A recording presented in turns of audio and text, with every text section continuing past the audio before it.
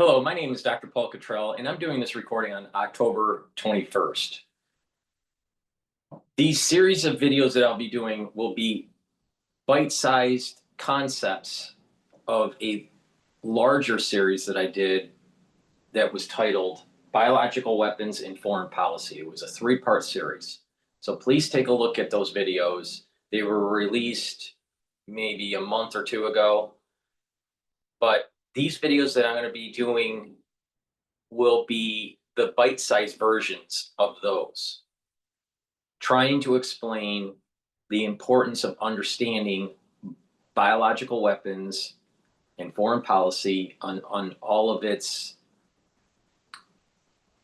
important facets and features. The problems that are set in offensive weaponry, the problems with defensive weaponry.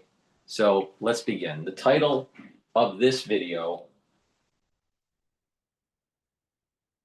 is Rapid Biological Discovery. All right. It's the overall concept is the challenges of the bio AI age. Okay. So what are some of the challenges in an age of biological discovery in artificial intelligence? So we're going to begin in this video about the rapid biological discovery. So with rapid biological discovery, let's take it in the context of just scientific endeavor and not biological weapons at this moment in time. Biological discovery is advanced to a very rapid pace. Why? We have means of looking through microscopes and electron microscopes, understanding the biochemistry of a system, what's going on in the cell. We have genetic manipulations of certain cell lines or either pathogens, and understanding how they can be, what some of those processes are. There's fluorescent proteins that can be attached, tag proteins that could allow a researcher to understand the flow of a particular process in a cell or in a tissue, understanding the affinities of certain types of molecules or certain types of proteins to another protein, how they work as agonists or antagonists. So there's a lot of discovery that can happen in a scientific endeavor through biotechnologies. All right. One classic example of biotechnologies is the ability to silence certain genes in a cell to understand how that cell's working or that tissue's working, or even at the animal level where you're doing a knockout of particular genes in an animal. Those are usually used in cancer studies, but you can understand how certain genes work by knocking them out. How do you knock out a particular cell in a cell line, or a particular gene in a cell line? Well, you can take the standard cell line and you can, through CRISPR, cut out a particular gene and grow those cells and filter out those cells that have had that gene removed, purify that culture, and then do your experiment, right? So there's means of inserting and cutting out certain types of areas of the gene. Another method is not just the CRISPR method where you can cut and insert, but you can also do restrictive enzymes that are looking for a particular target, and they can cut a certain region of the genome. All right. Another way to do it is in terms of silencing. If you know, let's say, the RNA of something, then you, in the cytoplasm, you can have that cell be exposed to the opposite, a complementary sequence, to silence that RNA that's going to produce a protein. Well, if you have a complement that binds to it, it can't. It can't create that protein.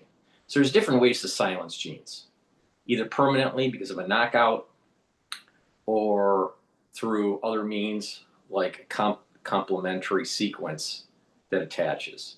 There's other means too where you augment and accelerate the process of breaking down certain types of proteins.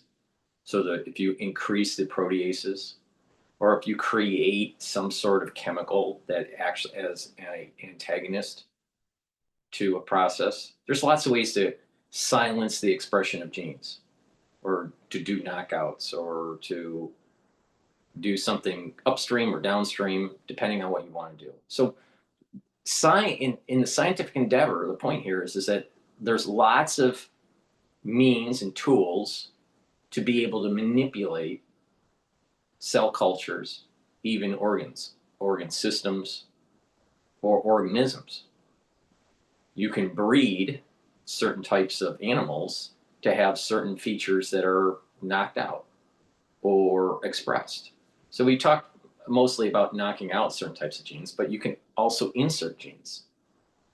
You can insert genes at the genomic level through CRISPR or through recombinant engineering, where, instead of CRISPR, you may have a plasmid that comes in, and that plasmid is in an environment for that cell culture that allow for that plasmid to integrate into the genome. And then if it's in an environment where it's coded, then that gene will be expressed in that cell line. And you can test to see if that particular protein is being coded for. So the tools, the specificity, and the productivity of the biological tools have really advanced in the last 25 years or so, especially with CRISPR. All right. So you can basically, if you can dream up the experiment, you can basically make it. We're at that point in time now. Now, in terms of weaponry, you can use these types of systems in the biotech world, these tools, and do nefarious things. You can insert certain types of genes that may cause harm. You can have certain genes taken out to cause harm. You can manipulate pathogens. You can manipulate, certain types of therapies, if you really want to become nefarious, right? There are different things that can happen where you're building weapon systems, but you can also build defense systems too. So if you know what your adversary may drop on you in terms of a pathogen, and you understand what that genome is and what the mechanisms are that cause the pathologies, then you can mitigate it through therapeutics, through inoculations. You'll be able to target it better, right? If you know, let's say, the sequence for a higher affinity protein that's causing harm, and that your adversary created it, then you may want to purify that protein and create an inoculation, or isolate the code, insert it in a vector of some sort, and then allow that to be part of a biodefense system. So there's different types of biodefense. You have inoculations, you may have antimicrobials, you may have Other therapeutics, monoclonal antibodies. There may be a lot of different things that could be deployed as a biodefense against some sort of weapon that was used on your population. In addition, when you're creating these offensive weapons, you need to have an antidote, some sort of therapeutic, monoclonal antibody, antimicrobials, or you have an inoculation, whatever it is, to prevent your population from getting it when you deploy it. This is one of those things about bioweapons that one needs to think about is that there is a boomerang effect that takes place. There's a feedback loop in society. Once you release it, you can't really control it. It can't spread around. So if you can't contain the spread, then your population may be harmed. And the thing is that bioweapons and their biodefense for biological weapons, there's porosity. There's porosity in the bio shield. So you may reduce severity, but you probably can't prevent 100% the collateral damage to your society. So in the terms of rapid biological discovery with artificial intelligence, now that's the world that we're living in. And now you add in a layer of artificial intelligence. Now, why is this important? Artificial intelligence is going to be able to add to discovery, scientific discovery, and also weapon development and defense, offensive weapons and defensive biological weapons. So in the scientific category, if we want to look at it from that point of view, using AI for biological discovery, one way is to have an AI agent knowing all these different chemicals and therapeutics that are known, what they attach to, train the model that way, and come up with maybe novel uses of an already created therapeutic for certain diseases. That's one way to do it. Another way is to understand what the target region is for a particular chemical, acting as an agonist or an antagonist for a certain receptor or certain protein in the cytoplasm of a cell. And the AI knows the topology of that protein that you want to inhibit. Well, it may start with a base molecule, protein, or just some sort of chemical molecule, and try to find ways to add certain groups, organic groups, to the molecule for it to fit better in that shape, and then produce a result. And then it sends that data to a chemist, and the chemist will create it and then test it and validate. That's another way where in science, AI can be used to help. Because a lot of times what happens is that the chemist will go, okay, we have a basic idea what the shape is. And we think maybe if we do these different types of chemical shapes and rotations, that maybe it will inhibit, and they do maybe 100 different varieties of these shapes and then try each one. Well, you can speed that up in a simulation using AI. That's one way to do it. Another great thing about AI in terms of science is that you can take a shape and start from scratch or a base protein, and it will morph the protein to a point where it gets the best shape. All right, so it's doing three-dimensional shape and then testing attachment and pull to the target molecule, either acting as an agonist or an antagonist, depending on what you want to do. And it'll have maybe the top 5 or top 10 best shapes by just mutating the sequence, because a protein is a sequence of RNA. Well, if you're changing the RNA to get the best shape by running a simulation, right? The AI will give you maybe the top 5, right? So, but in reality, sometimes folding proteins is different than, let's say, in silico. So you have to validate it. So once you know the actual sequence, RNA sequence for that protein that has the best shape, or maybe the best 5 shapes, then you want to validate that in a biological experiment. So if it's a cell that's expressing a certain protein and you want to inhibit that protein, then what you want to do is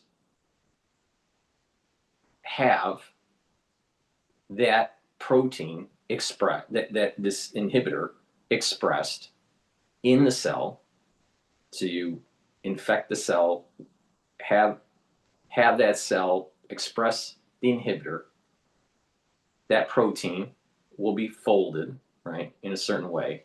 You're hoping that that fold will be the same in the real biological system versus the in silico in the simulation. And you test to see if that inhibitor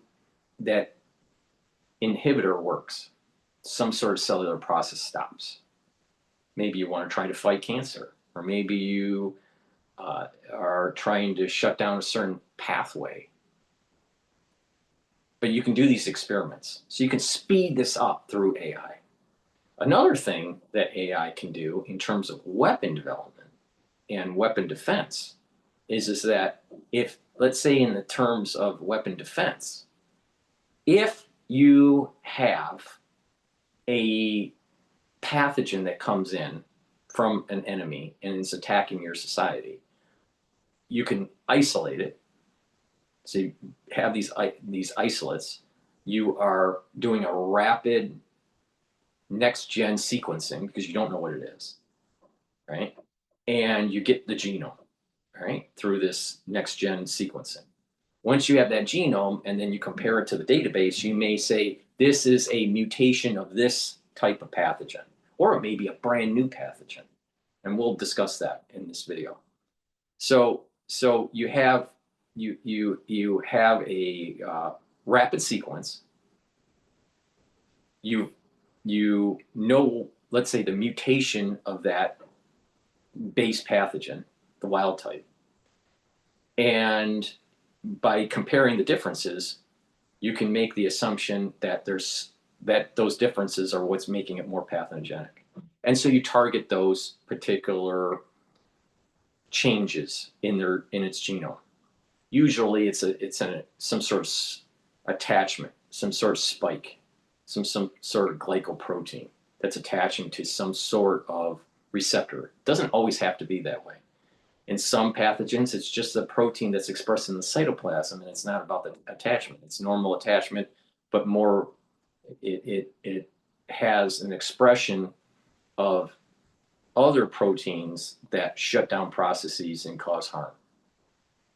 So once you figure what's really happening, you can create, that gene from the weapon that is different, and you can create, using AI, you can say, okay, that gene is targeting this type of protein, or this type of receptor, or this type of pathway. So you want to do is just like go, okay, we can create therapeutics. There's lots of different things that we can create. We can create monoclonal antibodies. We can create antimicrobials or some sort of antivirals or whatever it is, whatever the anti-pathogenic therapy. We can do inoculations. So in terms of, let's say, typical therapeutics, you may want to block the receptor that is trying to attach to. All right. That could be off the shelf, or it could be brand new. You can do a monoclonal antibody where you're creating an antibody against the actual pathogen, either maybe the surface of the pathogen and attack its spikes, or you may want to create a inoculation or a monoclonal antibody against one of the proteins that it's creating in the cytoplasm. And so when it's expressed, your body already has the antibodies to come in and to attack. But probably the most effective way is to have a monoclonal antibody, at least at the early stage of the pathogen being released and attacking a certain population, is probably to have a monoclonal antibody against the surface of that pathogen. All right, but it depends on what you're talking about, because there are nuances where it may seem very benign on the surface, a pathogen on the surface, very benign, but it can be very problematic in terms of pathology with internal proteins that are being expressed in the cytoplasm. So there's different ways to do it. You want to elicit some sort of immune response, right? So another biodefense is to create antibodies against certain proteins, either the surface proteins or internal proteins of this pathogen that is causing harm. And you will have the antibodies to fight the infection, creating these antimicrobials. So the whole idea here is that, okay, if you know what it's attaching to, either a receptor, outside receptor with a spike, or some sort of internal process, you can stop it. You can block the receptor, or you can have antibodies that are against the pathogen, internal structure, internal proteins, and or surface proteins. In addition, a lot of times when it comes to especially viral, you want to have not a monotherapy, you want to have a polytherapy, meaning that you have multiple mechanisms being attacked to fight the pathogen. Maybe the entry to the cell, you block that. As the gene is being expressed to spread more viron, you may want to block that protein, right? So if you use a polytherapy instead of a monotherapy, usually it's like a tri-therapy. Different antivirals attacking different mechanisms on top of some sort of monoclonal or some sort of inoculation to elicit an immune response. When you have a society that has all these different tools to fight it, it's better, all right, instead of just one method. Because if it's only one method, then there is a selection, natural selection for mutations for that pathogen to circumvent the monotherapy. All right, so in terms of AI, you can, all right, once you know what that pathway you want to block is, let's just say it's an attachment to the cell surface of something, and you know the 3D of that receptor, and you know the 3D shape of the glycoprotein, then what you do is like, then you can go, okay, I can create, the AI can say, okay, I want to block some of these receptors. Now, if you block the receptors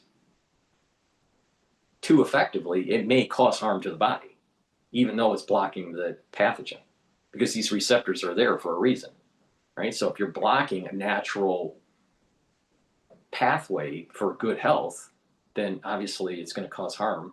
So that may not be the best way to do it. So another way is to create, if you know the glycoprotein shape, then you create a a protein that attaches. And so you inject that protein in the bloodstream or through some other means in the body.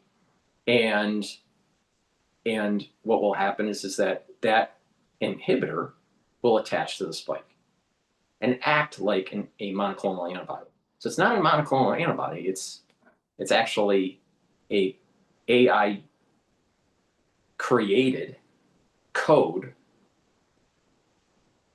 of figuring out what the RNA is for a particular shape for a protein to inhibit the spike.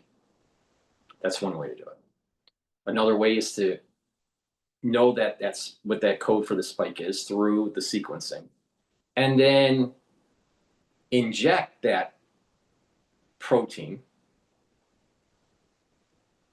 right? So you create lots of these proteins outside in vivo, and then you inject them into an animal model that can generate antibodies, and those antibodies can be used as monoclonals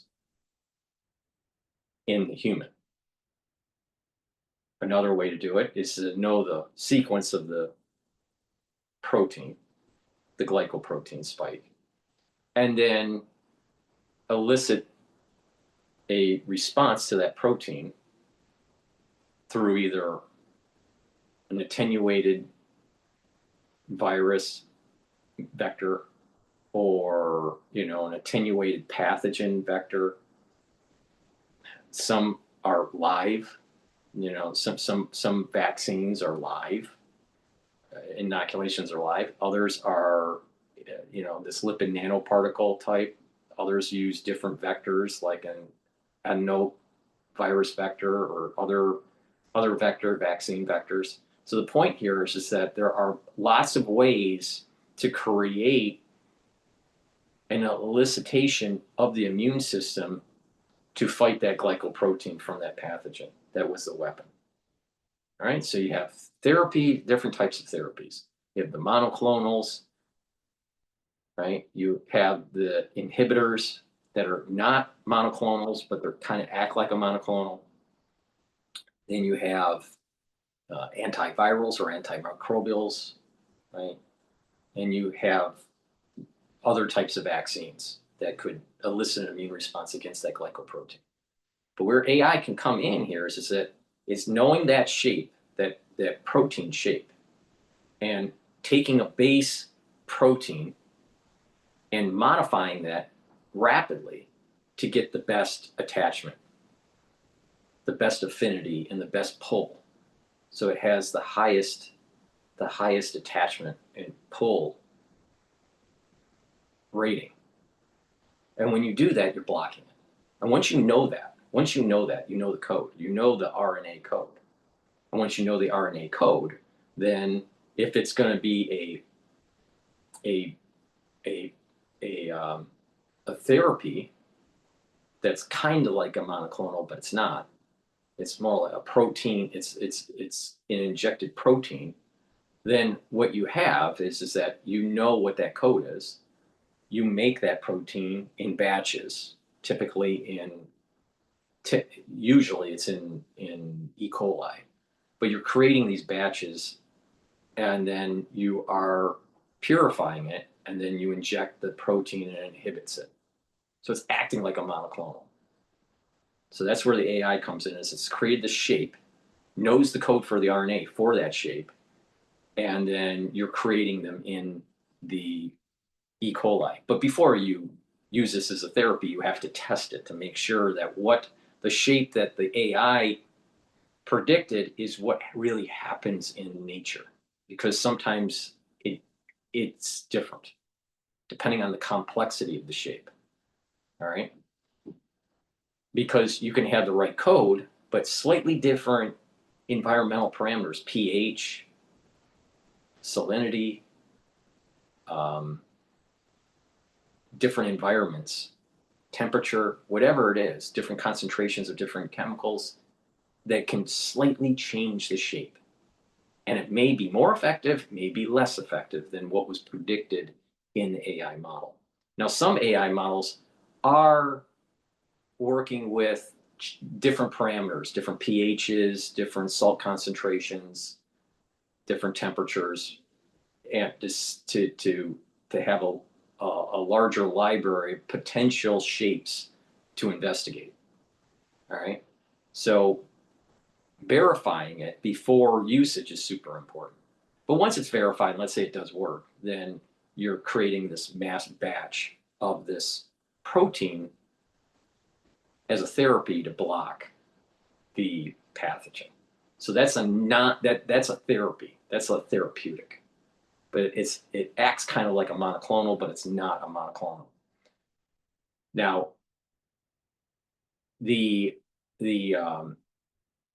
are ways to manipulate cells that produce antibodies, B cells. You can manipulate them in a way where it can be producing antibodies. So in vivo. So if your AI knows what the antibody shape should be for blocking the protein structure of the pathogen, the glycoprotein spike, if it knows that shape, or a series of maybe 5 potential shapes, then you can manipulate the B cells to actually produce those antibodies in vivo. I'm sorry, in vitro, not in vivo, in vitro. And so when you do that, then you can purify, and then those antibodies that are being produced by a certain B cell line are monoclonals. And then you inject those monoclonals. And so it acts similar to the first example, where it's a protein that just inhibits the glycoprotein from the pathogen. So you're using AI to find the shape, and a antibody shape that can be used through a manipulation of B cells outside the body, create monoclonals, and then inject. Now, the typical way to do monoclonals is to use an animal model that's producing them, and then you purify and then you inject. But there's other ways to make monoclonals. So AI can help with that, right? Now, AI may also help with pathogens that have a glycoprotein, and the AI is running a simulation that what's the probability of certain types of mutations to take place in 10 generations of mutations or 100 generations of mutations. And there is some sort of probability cone that's created, that certain mutations in binding regions are more probable than others. Then you can not only have an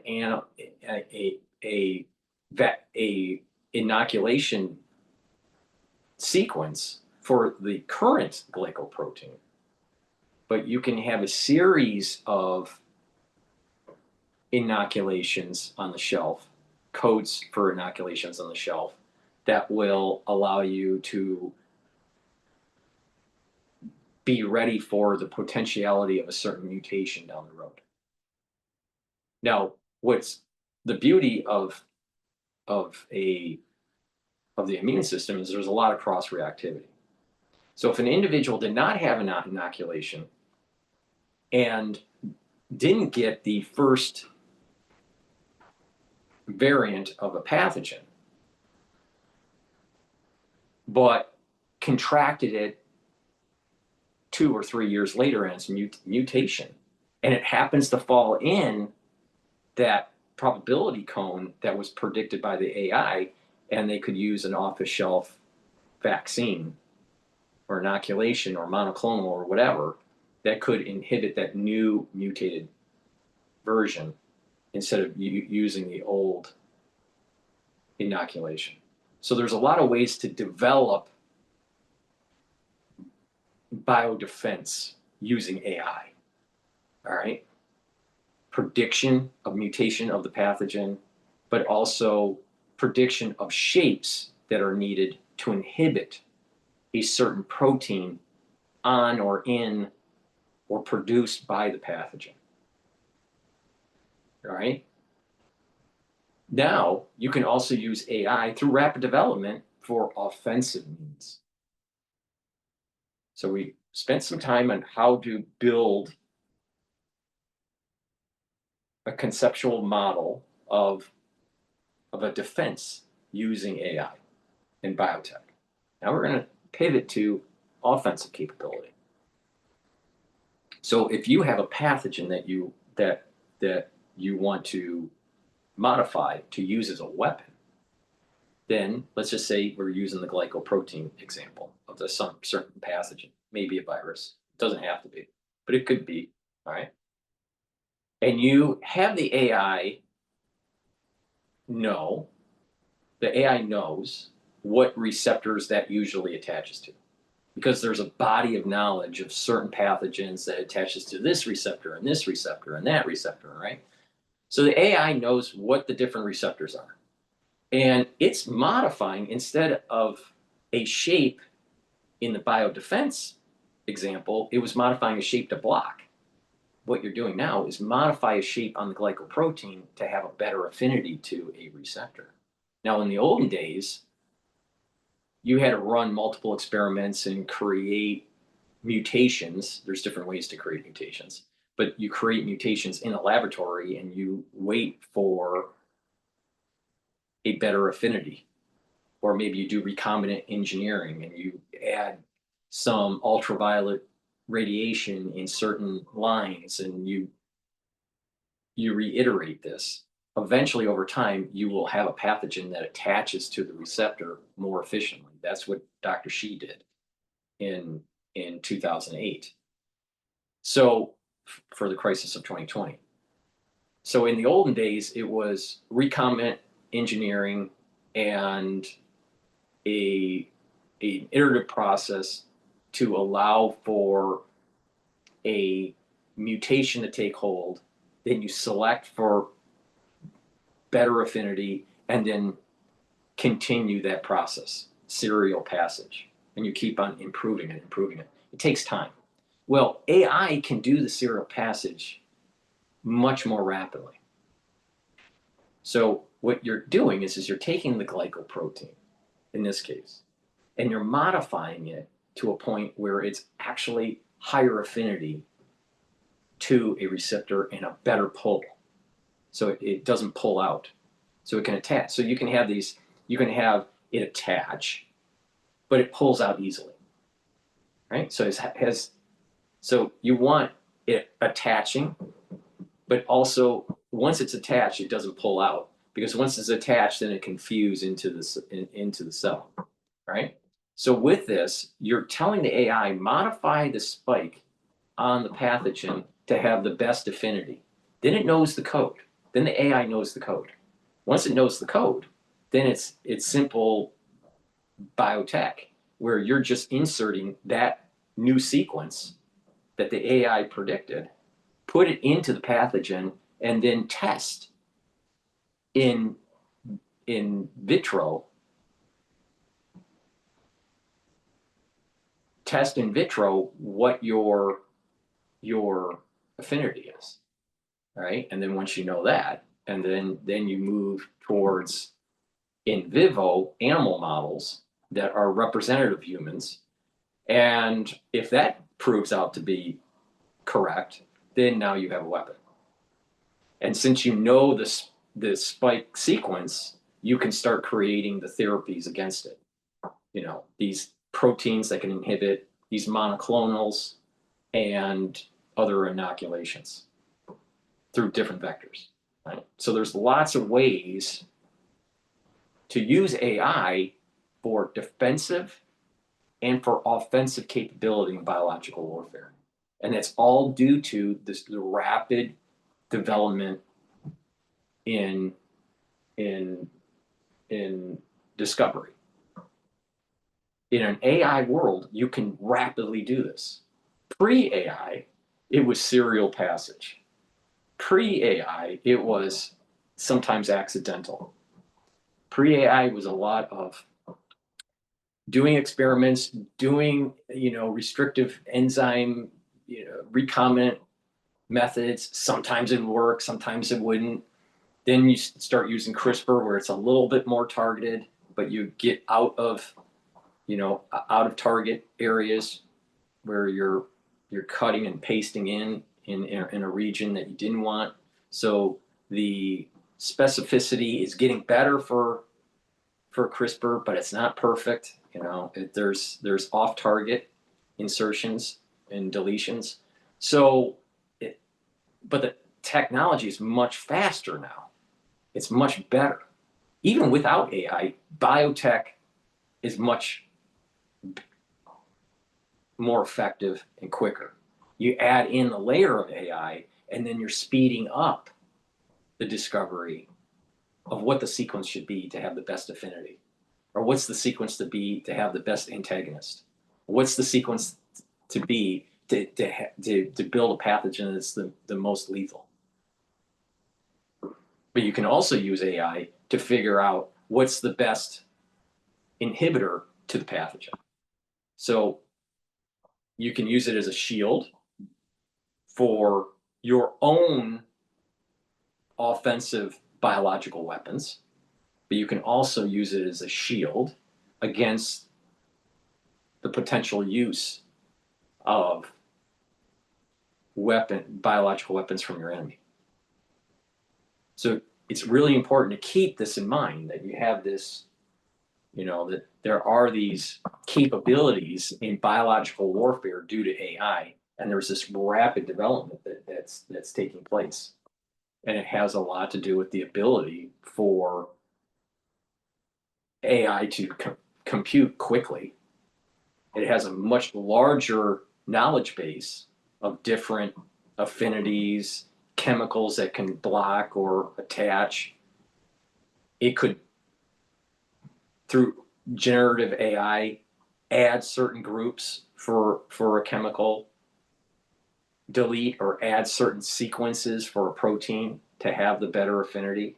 It can all figure this out. Now, could mankind do it without AI? Yes, but it's much longer. It takes much more effort to do. It takes much more time to do. But AI, it speeds it all up. So when you have this speeding up of biotech and rapid AI computation, then what you are having is a means to escalate the arms race in biological warfare. And this is why it's so important to do these videos and talk about how biological weapons are important to understand in terms of when to use them, when not to use them, the ethics of it, and the barriers in entry are very low. So you may have different types of actors. You may have state actors, you may have terrorist actors, you may even have lone wolves. And we're at the point, it's already happened, but we're at the point that you can take a certain type of pathogen and insert that genome into another pathogen, so that pathogen acts as a Trojan horse, and then eventually codes for the more lethal pathogen. So something that's relatively benign could have an insert that has a pathogen that is the code for that pathogen that is deadly, and it acts as a Trojan horse. This has already been developed. This is not theory. This is not scientific. This is not sci-fi. It's already been done. So we're already there. The barriers of entry are low, and you have different actors. Rational actors, where you would say that the state, at the state level or the country level, and then you have more irrational actors, terrorists and lone wolves. Now, how is it different than nuclear weapons and in foreign policy? Nuclear weapons, the barriers of entry are very high. In biological weapons, the barriers of entry are very low. So this is the reason why I'm doing these videos. So hopefully you understand how rapid biological discovery and rapid AI computation work together in terms of building biological weapons in an offensive capability and a defensive capability. That's the end of the video. Please help support the work that I do by making sure you go to my website and take a look at the products that I offer. If you like these videos and you want to support, get those products. And please donate. You can donate through Stripe, PayPal, or buy me a coffee on my website. You can also be a paid member to my Patreon channel and my Substack channel. I do all these videos for free. Thank you for listening and have a nice day.